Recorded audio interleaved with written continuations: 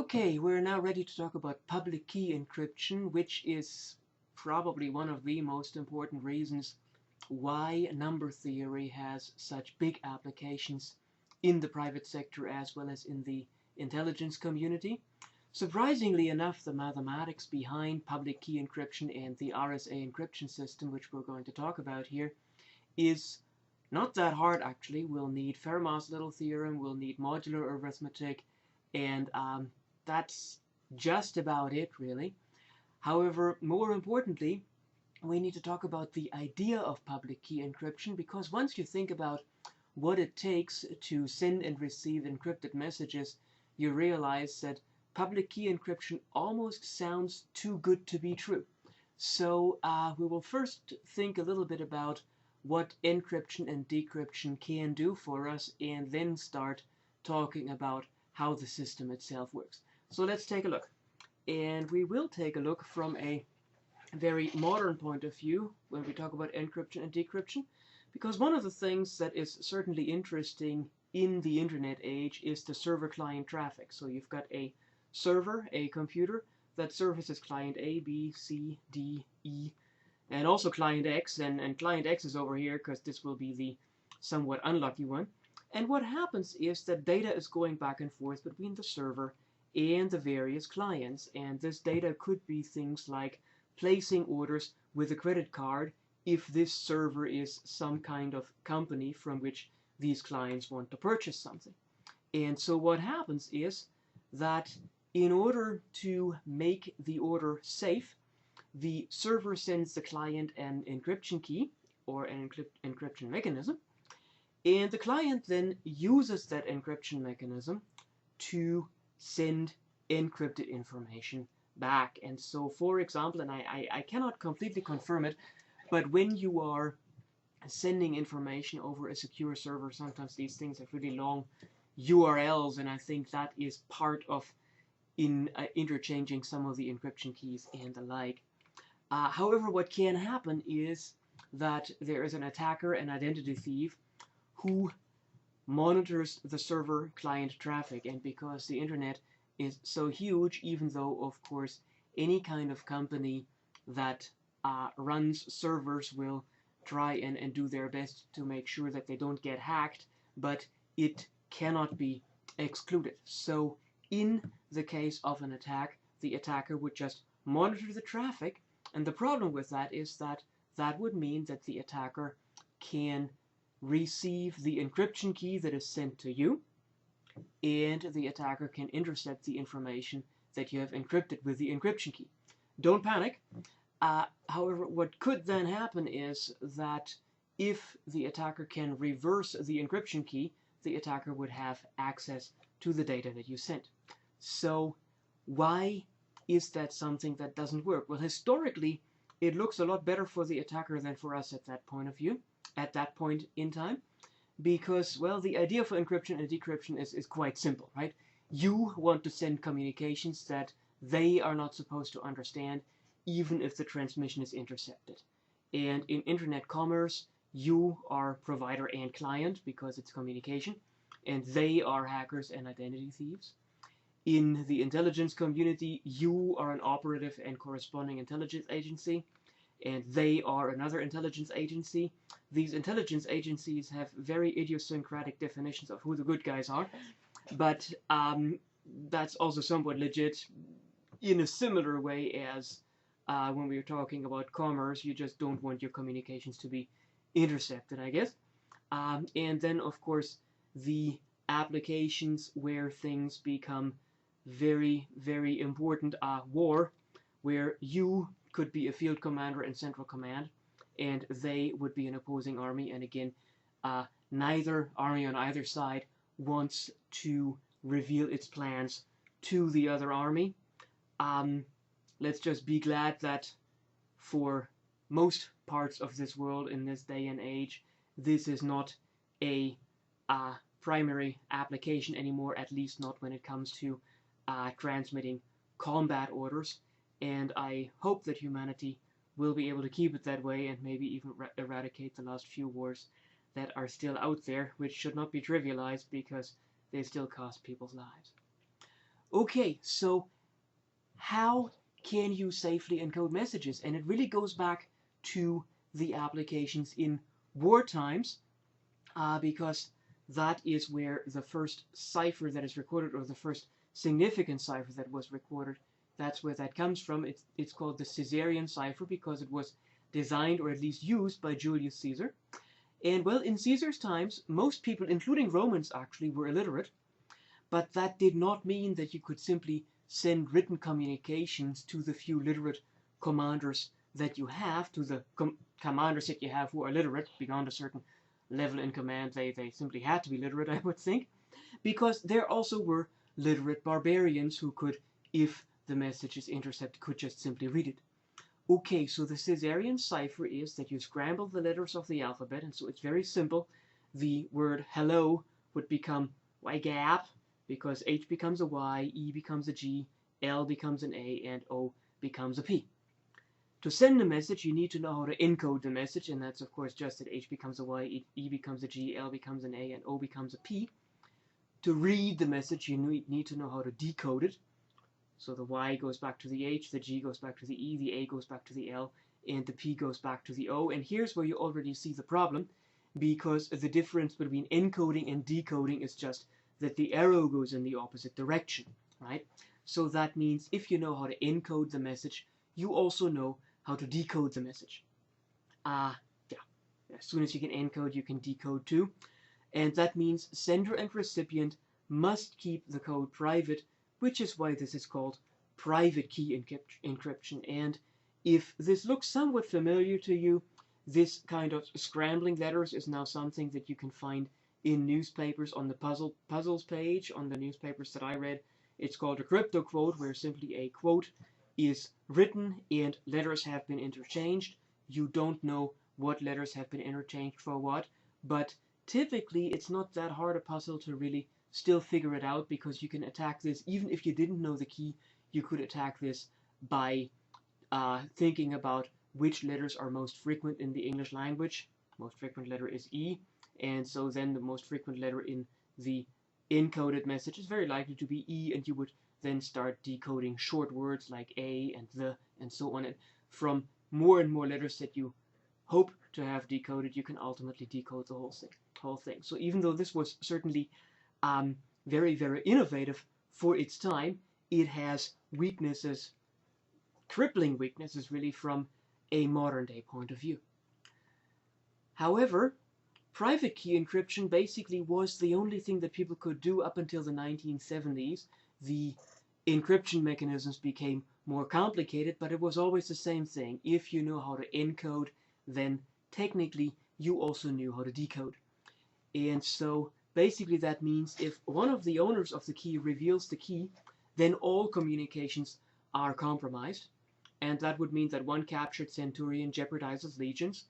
And that goes even so far. The movie Wind Talkers certainly was something where things were dramatized, but the Second World War was a pretty nasty business in the Pacific, and that's where the United States military used a very interesting private key. It used the Navajo language, which was an entirely oral tradition, so that meant basically if you weren't born into the Navajo tribe, it was very difficult to speak that language, and so they simply used native Navajo speakers to relay messages from the front lines back to Central Command, and that code was unbroken because no Navajo was ever captured by the opposing armies. The measures that were taken in order to achieve that, however, were rather draconian. One captured operative also can jeopardize a spy network, because as soon as you know what this spy uses to send messages back, you know how to decode messages that go back and forth from anywhere else, as long as they're using the same key. And it really does not matter how sophisticated the private key code is.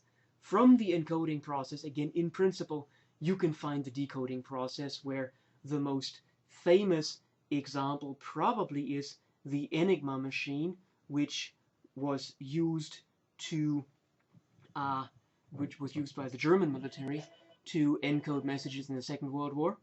My phone rings, I apologize.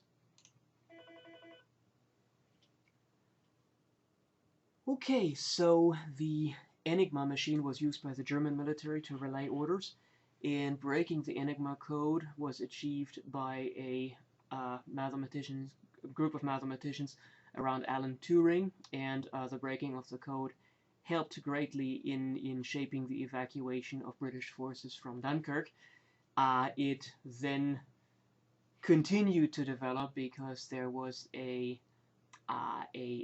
further refinement of the Enigma machine that wasn't really very widely known, but that code was also broken, and the story behind that is rather fascinating, and was only actually disclosed in the 1990s, I believe, and then there are some nice BBC specials on the history behind that, because the mathematics of breaking the Enigma code gets extremely sophisticated, but nonetheless it was still something that people who basically had genius level intelligence, such as Turing and his colleagues, as well as the people who broke the successor or the refinement of the Enigma machine, were able to do.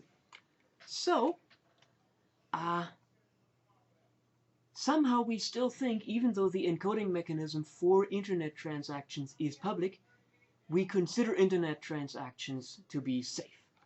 Okay, again, like I said, don't panic, because it really is the case. So, the problem with private key encryption would be resolved if the decoding mechanism could not be easily obtained from the encoding mechanism, right? And so that would mean that one captured Centurion's code would not reveal what the others are sending, and that did not happen. One captured operative would not be a problem in the intelligence community, which did not happen until the late 70s, that there would be some way around that.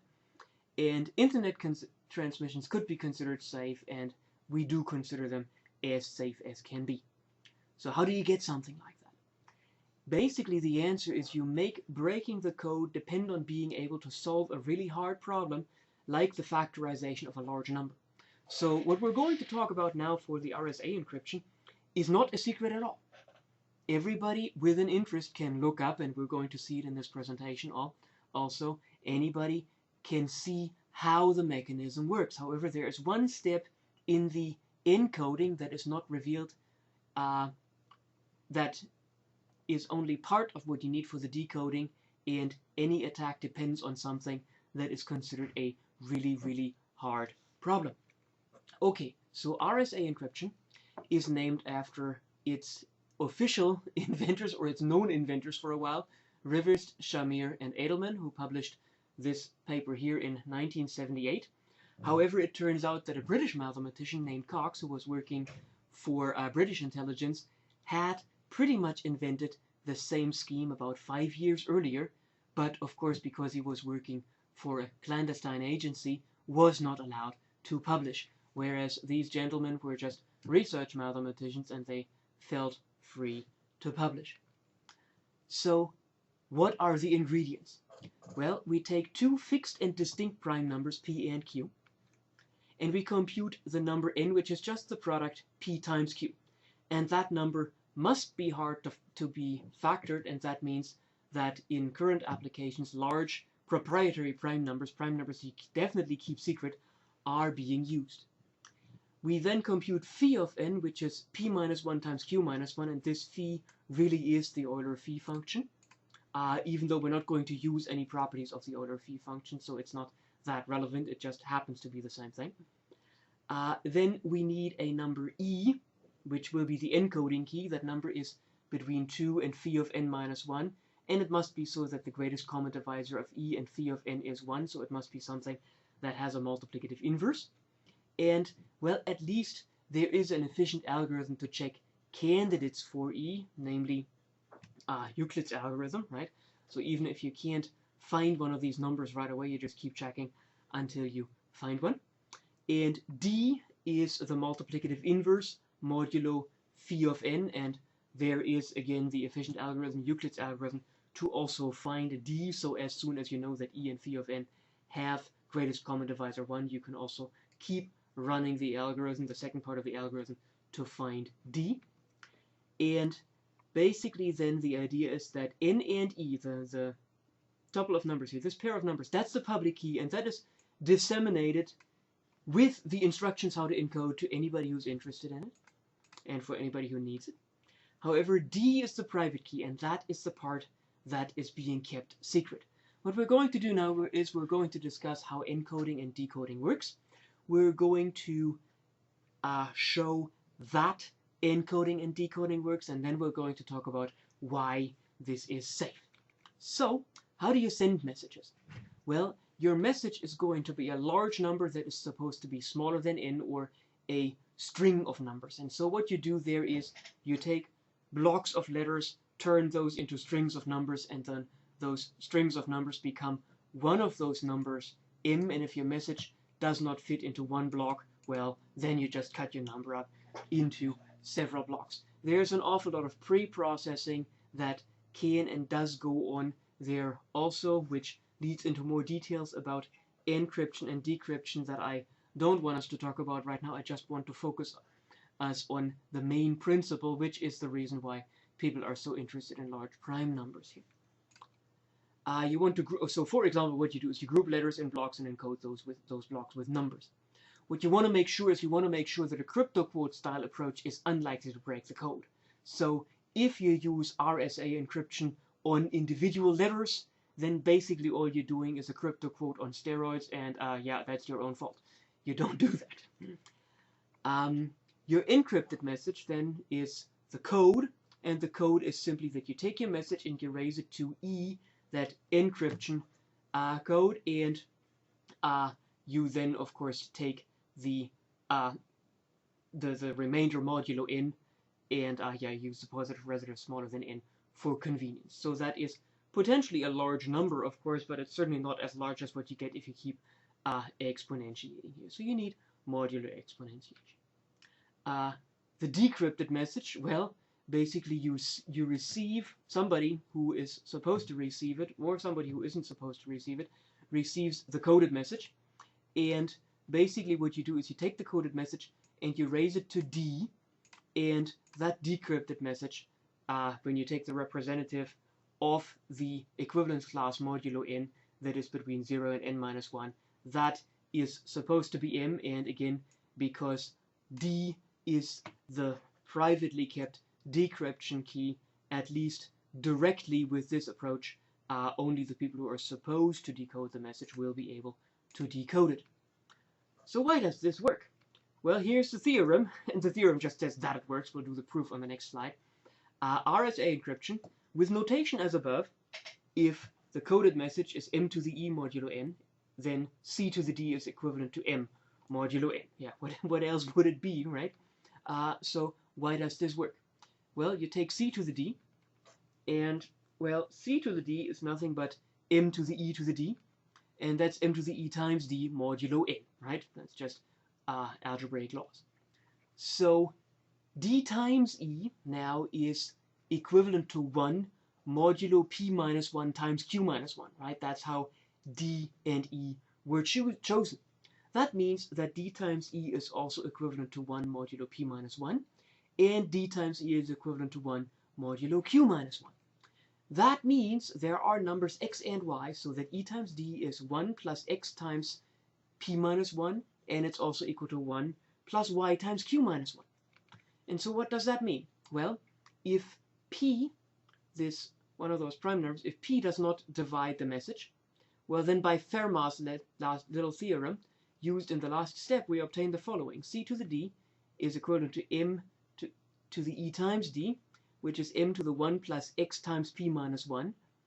But now we know that this is m to the p minus 1 to the x times m, and we know that this is 1 by Fermat's last little theorem, and so that means that this is equivalent to m modulo p.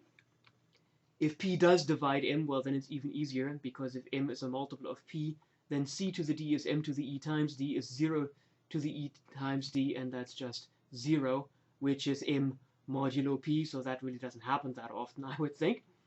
And you can similarly prove that c to the d is equivalent to m modulo q. And, well, if c to the d is equivalent to m modulo q, and c to the d is equivalent to m modulo p, as we are seeing here, well, then c to the d because P and Q are two distinct prime numbers, then C to the D is equivalent to M modulo N, which is P times Q, and that is what we wanted to prove. So we have achieved the first stage that is important when you try to design an encryption-decryption scheme, and that is you must make sure that the encryption actually can be decrypted in a certain fashion. Now, why is that considered safe? After all, an awful lot of information is out there. But to break the code, an attacker would need D. They would need the decryption key. D can be generated from E and phi of n because it's just the multiplicative inverse, and we have a fast way to compute that, which is Euclid's algorithm. Okay, so phi of n can be generated from P and from Q because after all it's just P minus 1 times Q minus 1. And P and Q can, in principle, and here's really the key to the whole thing. In principle, P and Q can be obtained from the number n because all we have to do is we have to just quote-unquote factor the number in. Of course, that's the key to safety because we've dealt with number theory in this course long enough that we already know that factoring large numbers is hard. And so basically, the current state of the art as I am recording these presentations in 2012 is that there might be fast factorization algorithms. It's not excluded, but anybody who would find one would win a Clay Millennium Prize and then hopefully choose to win that and find also fame in the mathematical community rather than, I don't know, go into organized crime or something like that. Of course, there probably are also people working at it in various branches of secret services around the world, and they would have non-disclosure agreements that they would have to sign. Quantum computers also could do that, but we can't build those things yet. And it seems we're actually quite a ways away from it because 10 years ago people already talked about quantum computers and you just can't get them to run on a large scale. I can't say much about that there because I'm just not good in quantum mechanics, so who knows, they may have progressed a bit by now. And then the other thing that for current applications people have to be careful with is that in special cases, basically for so-called weak choices of P and Q, the code can be cracked, and here's where there's again an awful lot of number theory going on where for very legitimate reasons people just set very smart people to the task of trying to devise attacks on RSA encryption so that people can safeguard against it and choose P and Q the right way. So security experts really do try to detect such special cases and then steer the choices of P and Q away from these weak choices. So for the time being, public key encryption done right really is safe, and in my opinion it will remain safe for quite a while. But let's also think about the interesting vulnerabilities. Basically, if several copies of the same message are sent using different keys, say the same credit card number is sent to different recipients, then the security decreases with the number of copies sent, and so what is being done there is that the message is being padded with random characters or different encodings of blocks of the message. You need to take care that the padded plain messages are not linear related in a certain way. We're not going to say in detail what that is, but apparently even certain kinds of paddings, if those paddings are chosen poorly, again it would contribute to more vulnerability. Moreover, well, we know that n is p times q, but if q and p are roughly the same size, if p is between q and 2 times q, and if the decryption key is smaller than the fourth root of n divided by 3, then D can be determined efficiently. That's got to be some really, really hard mathematics in there that we're also not going to talk about. And so what that means is P needs to be chosen to have several more digits than Q, and so that D is large. And knowing the first or last half of the digits of P could also allow an attacker to factor in. And so even partial information on those two prime numbers P and Q must be kept secret. And finally, my favorite, as I read that in Rosen's book, the decryption exponent can also be determined by measuring the time the system takes to perform a series of decryptions, because if people therefore use the same encryption, decryption, an attacker could just measure the response time on the server and try to figure things out from that. And once I read that, I mean, if I hadn't said it already, at some point in time I just got rather exasperated, because who thinks of this stuff? Certainly not me, because on one hand I don't apparently have the requisite criminal mind, which makes me hopefully safe from any kind of trouble with the law.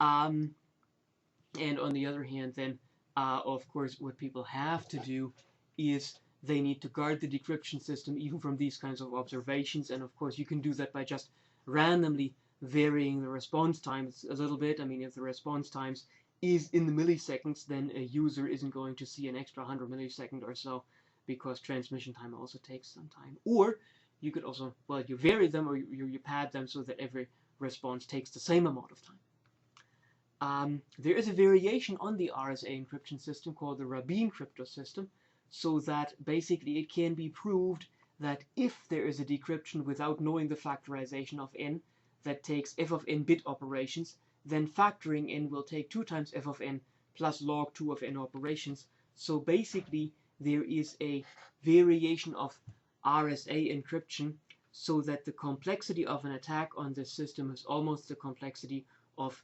factoring in, which really means that criminal activity has about the same complexity as mathematical research. And I don't think I've ever said it that way, but in that case, then, because it also takes roughly the same amount of brain power, probably doing mathematical research is a lot safer there. So, what else can you apply this stuff to? And here's where it now comes again to this kind of stuff that I personally have sometimes a hard time with, because you just have to keep track of who owns what. And so one of the things that can be done, I'm not entirely sure if it is really used on a large scale, but it is a possible digital signature system, where if my signature is M and I want you to send you a signed document, well, then how do you know it's my signature? I mean, if I just type my name, Bernd Schroeder, okay, if people leave off the dots on the O and don't put the E in, you can be fairly sure it's not my signature, because the legal replacement for the umlaut O in German is the OE, and that is, well, it's only known to 80 million Germans, so it's not terribly safe, but it's safe from attacks from people who don't speak German. And so what people do, because also most people don't have such a special character in their name, you pick 2 pairs of encryption-decryption keys, N1, E1, D1, and N2, E2, D2, with N1 greater than N2. And you split the signature into pieces smaller than N2 if necessary. N1, E1, and N2, E2 are public. The public keys are always the public parts. And D1 is private to me, and D2 is private to you. And first I form code 1, which is my signature raised to the D1 mod N1, and yes, that is really D1, not E1. The first time I read that, I thought, well, shouldn't that be E? No, it really is supposed to be D. And then I form code 2, which is C1 raised to E2 modulo N2. And here's, I think, where we need that N1 is greater than N2, because the wrappings need to go in the right order. And C2 is sent to you. Hey, sure, why not? Using regular decryption, you get that C1 is C2 to D2 modulo N2, because you know the decryption key. But that's not readable to you yet. However, you can use encryption key 1 to get M being C1 to E1 mod N1, and that works because the laws for exponents guarantees that whether you use the decryption key for decryption or encryption doesn't matter. The power M to the D1 E1 is the same as the power M to the E1 D1. And so that gives you M, which is my signature. And that is safe because an attacker will not know D2. So that means that people who are not you will not be able to decode my signature. And it's authentic because, first of all, M is my signature, and it could have only been produced by someone who knows D1. And so that means nobody who intercepts it knows it's been signed by me. And the only way anybody could have sent something that is signed with my signature is someone who also knows how to encode my signature. And those are, of course, those parts that are being kept private in this conversation. And note also now that the only thing that you need to send back and forth are the public keys, right? So you still keep your private keys private, and so even if you have an open communication where you want to have the signature and people know what your N1, E1 and your N2, E2 are, the signature is still safe. The other thing is fairly dealing electronic 5-card hands, which for a mathematician, of course, is a neat application, but when we talk about fairly dealing 5-card hands, we talk about things like online poker, which recently has gotten some bad press because, well, there were all sorts of activities going on online poker sites that were not quite on the right side of the law, because apparently all sorts of winnings that were in accounts were just fictitious numbers that couldn't have been paid out, and certain sites have been shut down because of that.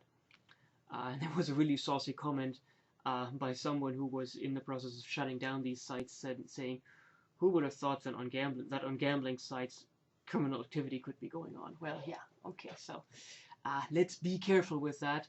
The legal part of the gaming industry always emphasizes that it's gaming, it's entertainment only, it's not meant to make you rich, and certainly that pretty much says it all, and they've got accounts that are monitored. Okay, so when we're looking at cards, well, we've got 52 messages, M1 through M52, right? And what I own is I own the pair of keys N1, E1, and D1, and you own N2, E2, D2. And I think we keep I think the public keys will still remain public here. And so what I do is I encode all the cards in such a way that I say card J is a shuffled card encoded with encryption key E1 modulo N1, where sigma is the shuffling that I design. Okay, now if I design the shuffling, then I know which card is where. And that means if you now pull 5 cards and tell me which cards you pulled, then yeah, I probably will beat you in a poker game, or I will fold, because if I know that your hand is better than mine, I could just decline. So we have to make sure that I don't cheat. And so S1 through S52 is sent to you. And you select 5 cards for me and send back the selected cards SI1 through SI5. And so, of course, I know what those cards are. And that's great, because I should know what my own hand is. So I can find out what these cards are, but you can't. And that's also good, because, okay, so that means I keep my encryption decryption key private to me. Because if I don't do that, it would be a rather silly move on my part, because I would play poker with an open hand, which is not terribly healthy. Okay, so I can find out what those cards are and you can't.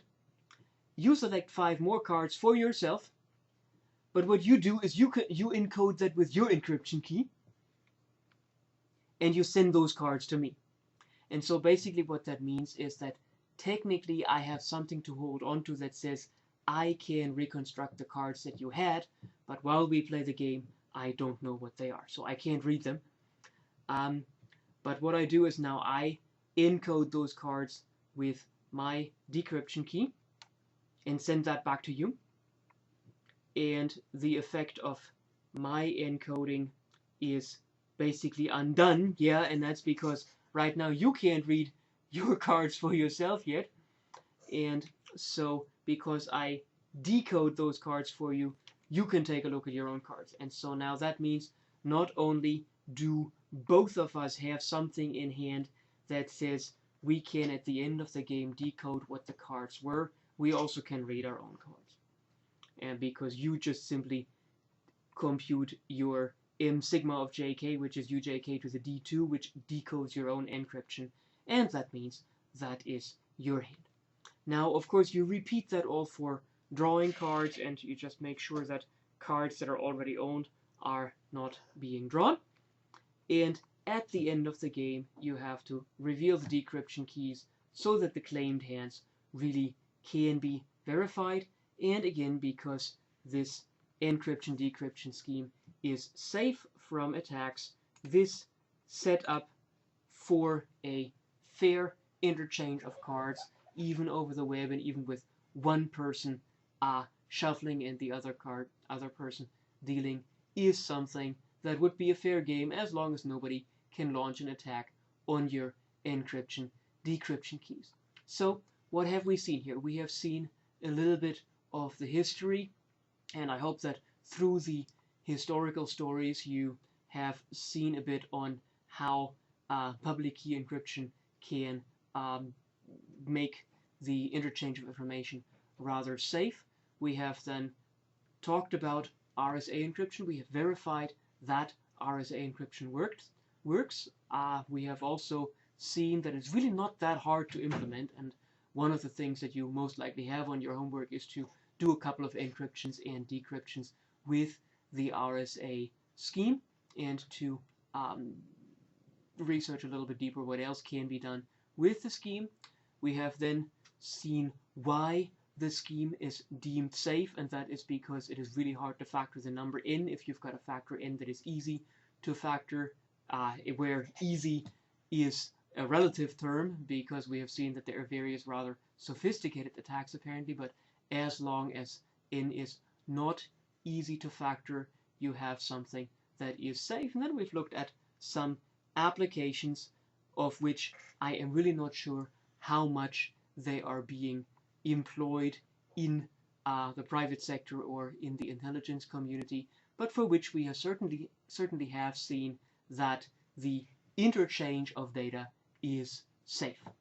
With that, well, you've got some digesting to do.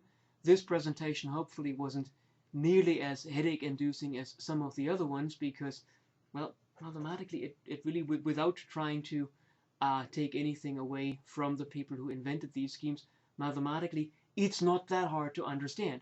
The hard part is you have to come up with it. Alright, I'll see you in the next presentation.